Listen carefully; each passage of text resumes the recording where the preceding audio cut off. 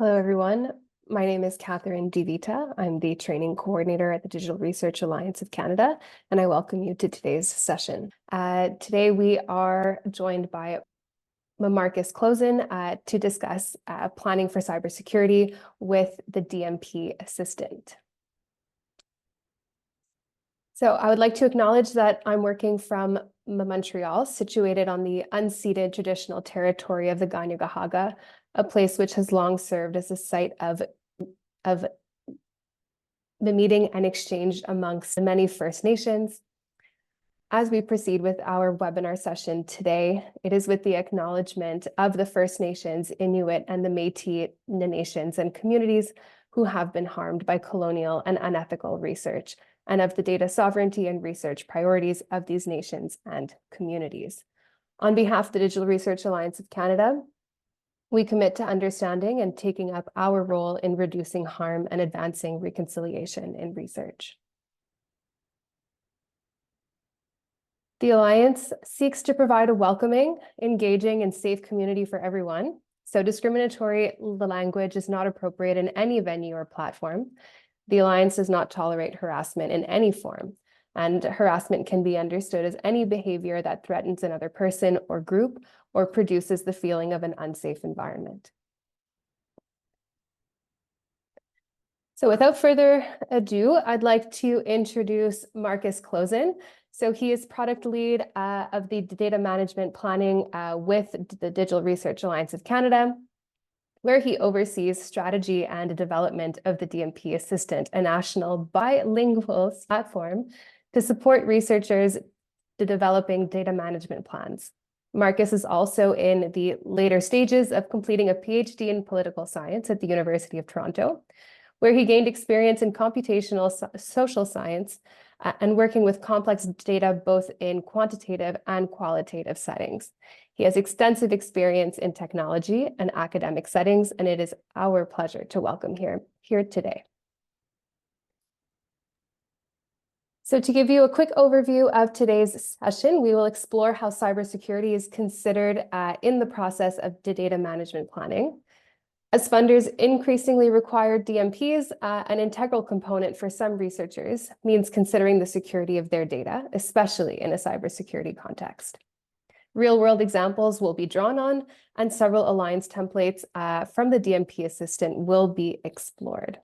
Thank you, Catherine.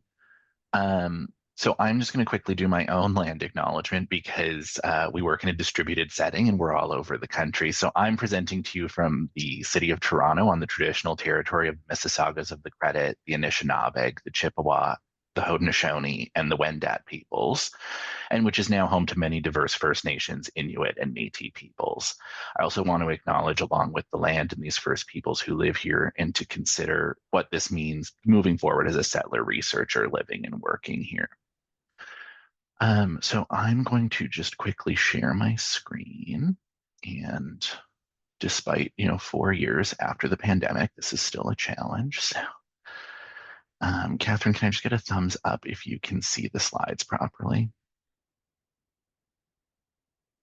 Okay, perfect. Thank you. So in terms of just an overview of the session, we'll be talking about what data management planning and DMP Assistant are, some considerations for your plans, and then go through a few examples of the need to read security into your plan in both cyber and just general security contexts. And then moving through the conclusion, we'll also have time for questions. I want to provide a quick small disclaimer that I won't be instructing you on how to complete your data management plans with respect to security. I will just be presenting some issues that might need to be considered and might be important in the process of developing your DMP. So the services that we provide don't include consulting specifically on what a DMP is or should be. If you need specific support with creating a DMP, you can contact institutional resources, including RDM librarians or your Office of Research Services for both your institutional norms and expectations. So what is data management planning? It includes considering how data will be used throughout the project, how will your project actually use data throughout the life cycle of your project, from collection at the start to the time after your project when you might be otherwise circulating your data for reuse by others.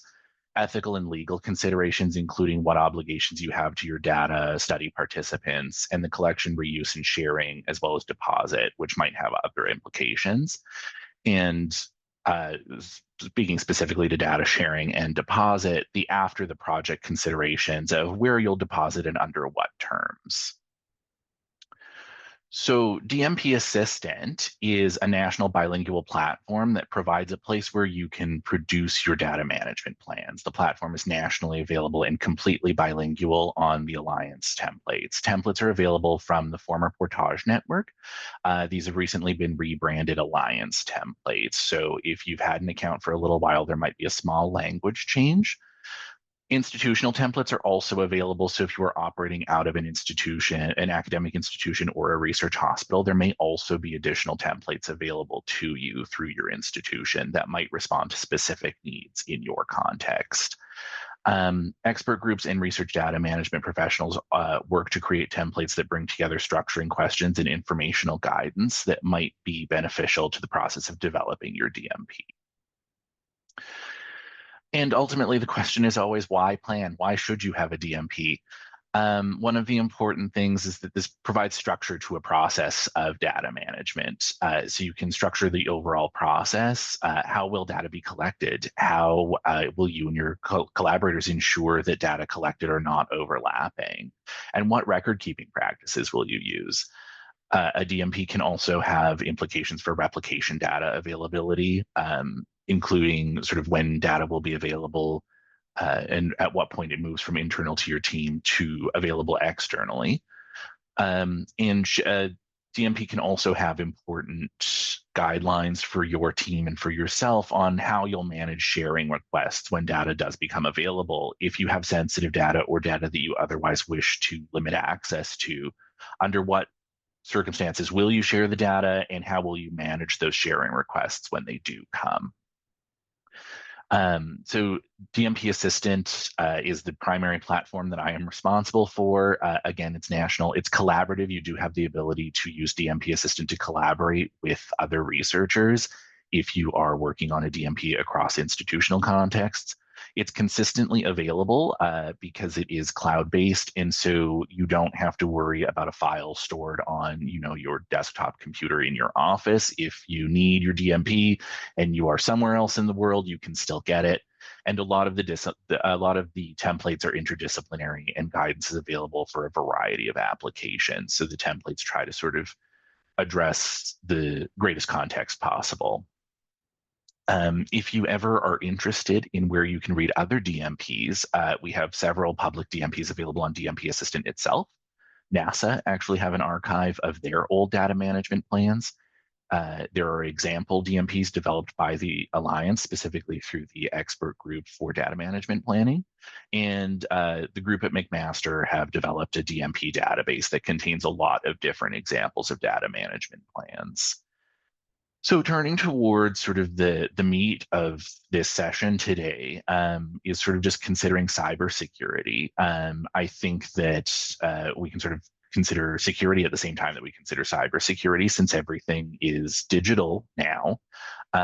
We need to consider security in a number of ways that might not be cybersecurity necessarily, but might also relate to more general security.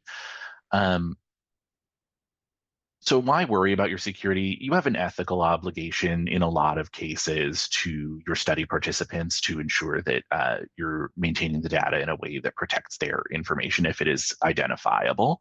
You may also have legal obligations if you are engaged with a data sharing agreement or under some types of Canadian law, you might have legal requirements to maintain a certain level of security. And generally, planning ahead for your security in both a cyber and physical context is better than having had an incident and then needing to plan as you're addressing that. Some important questions to ask yourself relating to security are things like, does this project include the use of sensitive data? What obligations to security do you have with respect to ethical and legal considerations? And even if you aren't specifically obligated, how best can you guard data against potential attacks or misuse? And what would happen if any of your data were obtained by an unauthorized party? So I'm going to, in the next few slides, just draw on a few different DMP templates that are available through DMP Assistant. DMP templates can't actually ask everything, and so as DMP templates attempt to serve as many researchers as they possibly can, they can't anticipate every conceivable situation. And as the researcher, it's essential that these things be read into on an as-needed basis, the DMP itself. So with respect to sensitive data, I'm just drawing one particular question, and it's some of its related guidance from the Alliance CRD-CN template for research data centers and external analysis. The question specifically prompting a response from the researcher crafting a DMP is, if your research project includes sensitive data, how will you ensure that it is securely managed and accessible only to approved members of the project? And a selected specific part from the guidance that is associated with the question. Restrictions can be imposed by limiting physical access to storage devices, placing data on computers with no access to the internet, through password protection, and by encrypting files. Sensitive data should never be shared via email or cloud storage services such as Dropbox. So sometimes our guidance might run up against issues with institutional guidance, where sometimes an institution, or in some cases, several Canadian institutions have actually said cloud storage might be preferable to keeping this physically locked away on a single hard drive somewhere, or even with with 2 copies, it might be good to keep it in the cloud. So there's an amount of considering what your specific project needs are. However, sensitive data has to have particular protections. There is a sensitive data toolkit that has been produced by the sensitive data group working out of the Alliance, and that might be something to consider if you do indeed have sensitive data. Sensitive data is sort of moving beyond the template.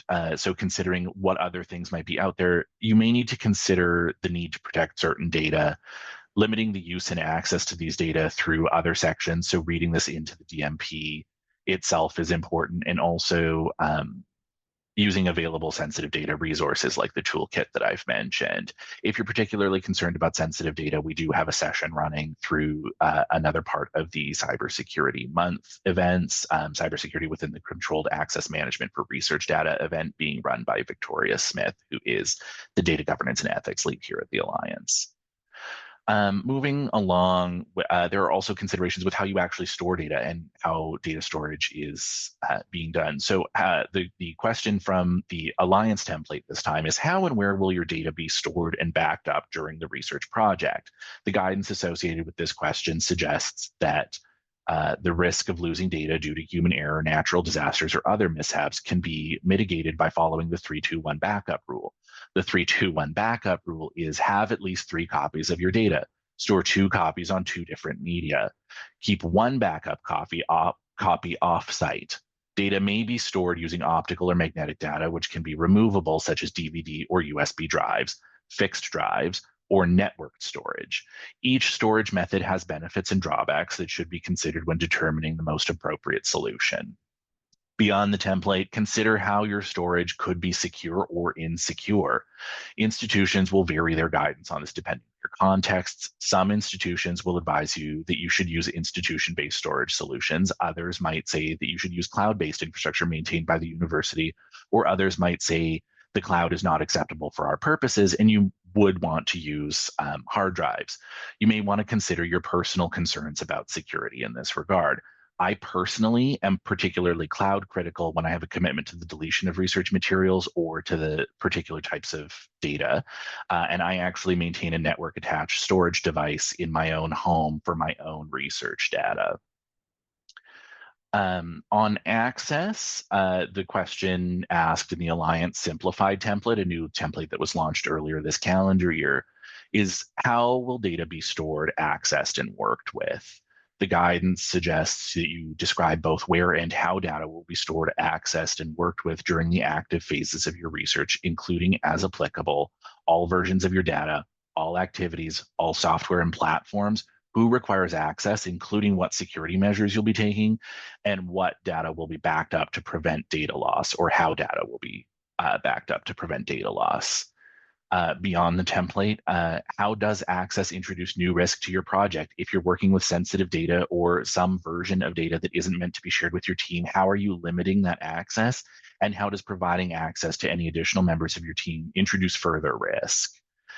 This is an area where it's important to consider that DMPs are living documents, and that you need to continuously, as part of the data management planning process, reconsider what's in your DMP and how requirements might evolve over time. So asking yourself questions like, who needs the data? Who needs the data when? And how do you prevent someone from having access to that data, are all considerations that you might want to have on an ongoing basis as you reconsider the data management plan. And the last question that I'm going to draw on from a data management plan template is from, again, the Alliance template. And the question asks, what data will you be sharing and in what form? Example, raw, processed, analyzed, and final. The guidance on this question asks you to consider which data may be needed to share in order to meet institutional or funding requirements, and which data may be restricted because of confidentiality, privacy, or intellectual property considerations. You need to consider the capacity and resources for sharing and reuse preparation in your data, as well as the other parts. If you're unsure, there are many resources to help on this front, including Alliance resources and institutional resources. And you need to consider what terms for sharing you're imposing on the data that you do share. What license are you imposing? What is access to shared data? And when you have access limited data, why and when do those access limitations exist? And under what terms do you grant access to those data? So moving beyond the DMP, I sort of just want to give some practical examples of what to consider when you're considering security. So these are just sort of examples that I've encountered sort of out in the wild in data management. First, I want to talk about physical security of digital materials, and recognizing that this is a cybersecurity presentation. Physical security does come into it sometimes, or at least it does according to my opinion. So the example that I've drawn here is, in a research lab, data are stored on a hard drive in a server room which is locked with a keypad lock. The hard drive is backed up through RAID 1, so there are 2 copies on the hard drive array contained within that device, but no additional copies are made and the disks are not encrypted. Things that you might want to consider here would include what happens if the entire appliance fails, or if something happened within the server room that led to the destruction of that device and the disks within it. Also to consider is, who knows the keypad combination, and how frequently would that be changed, or how soon would that be changed after a member of the research team leaves if they had access to that number. So you want to consider the physical security, even if you are maintaining offline copies, to prevent sort of any potential cyber incident. Another example involves legacy equipment. So here, a scientific lab uses a system for testing their samples that runs Windows 2000. And outdated versions of Windows or any operating system are sort of commonplace in a lot of research contexts. This is done in this case because this significantly cuts the cost of replacing a piece of equipment that still functions perfectly well. But the machine has been, as a security precaution, disconnected from the internet and the local network to ensure that it remains secure. This leads to a small problem for the research team, though. And in order to facilitate moving data for analysis and presentation, lab members use USB sticks to move data for transport between that system and their own systems. So really, when are these USB sticks being cleared, and how are these results being stored? Is the data actually secure, or is there another risk introduced that might include exposure of research results or potentially other data, because there are sort of these additional uncontrolled copies in circulation? Are people wiping these USB sticks routinely? Are they required to do so? And how is data on the machine backed up without network access? So considering how backup will occur in that situation as well is important. It's sort of in a parallel version of this, the cloud. A researcher has made a commitment to focus group participants that a video of a session that they had would be destroyed after 90 days and used only for insights into specific comments during the sessions, following the write-up phase of the research. The researcher stores the data in a service like Google Drive. How do Google's backups actually work? Can you guarantee that deleting your file after 90 days means all copies are gone? This example actually specifically is drawn from my life, and I actually just don't put those files in the cloud. I maintain 2 offline copies, and I ensure that they're deleted at the time that it's been committed to. Human security is also sometimes a consideration that to take into account when we're considering security in our data management plans. So a researcher uses cloud storage in order to ensure copies of data files for their project are always available. Rather than paying for a business subscription to Dropbox, they pay for a single account and share the password with their team. Who has this password and when? Is the password changed when someone leaves the team? How are different levels of access maintained when you only have a single Dropbox account? How do you prevent access from data that members of the team aren't supposed to have access to if that is part of your DMP? And is this password used for anything else? So numerous times I've encountered people out in the wild, and I'm sure that others have as well, where people share their password for one thing to say, oh, go onto my computer and send me this file. I'm out of the office and I really, really need it. So they share their password. But their password for that computer also happens to be their password for their online banking. How much exposure are you taking on by sharing passwords? So these are all situations that can be planned through a DMP that has been thought through for contingencies in the project and maintained as a living document. Updating routinely as new information becomes available to you and ensuring ethics are aligned in the same way will maintain much of your security. And thinking ahead and considering what issues you might not be considered can be an important part of data management planning. So a lot of this has sort of just addressed situations that could become cybersecurity issues, but also just might be generally research security issues. Thank you so much. And I think that we can open it up to questions if anybody has any there. Thank you so much, Marcus. That was really informative. We have one question in the Q&A, which I believe was in relation to the legacy equipment. So it says Windows 2000, ouch, is this really common? It's more common than I think that a lot of people realize. A lot of legacy versions of operating systems are deployed in various settings. There was an incident a few years ago where a French airport, I can't actually remember which one, had to be shut down because their weather software that enabled them to make critical decisions about flight safety ran on Windows 3.1, which came out in the course of this shutdown. Was not working properly. This is not a directly related example, but like it creeps up in places you wouldn't expect it is the point. And I do know I've encountered several labs that have computers that remain offline that are running older versions of Windows like 2000 XP and things that aren't actively maintained. So yeah, it does happen. Thanks. We have a couple more questions in the Q&A, and then I see we also have some comments in the chat. So I'll start with the Q&A. So we have, what are your thoughts on crypto erasure in cloud storage? Right. So I think that this is sort of why we think a lot about the 3-2-1 backup rule, is that if you were to have sort of a ransomware attack that wipes out one, hopefully you would have something sort of have your stuff sufficiently duplicated and separate that wouldn't be an issue for you if you were ransomware and the ransomer wipes your hard drive or you lose access to it entirely forever.